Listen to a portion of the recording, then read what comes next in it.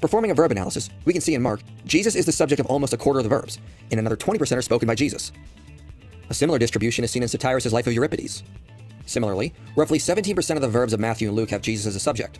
Both Gospels place around 40% of the verbs in the teachings and parables of Jesus, which Burge says aligns with biographies about philosophers. Finally, John has Jesus as the subject of about 20% of the verbs, and another 34% are within his teachings. Thus, the ratio of verbs of the main subject is what we would expect if the Gospels are biographies. The Gospels mention very little of what occurred before Jesus began his ministry, but we have a special focus on his trial and death. But we can find a similar style in other biographies, where much of the person's life is only briefly touched on, and more focus is given to the end of their life. In fact, when we look at the Gospel's allocation of space, it generally matches the structure of other biographies. Burge also shows the Gospels match other biographies in external and internal features.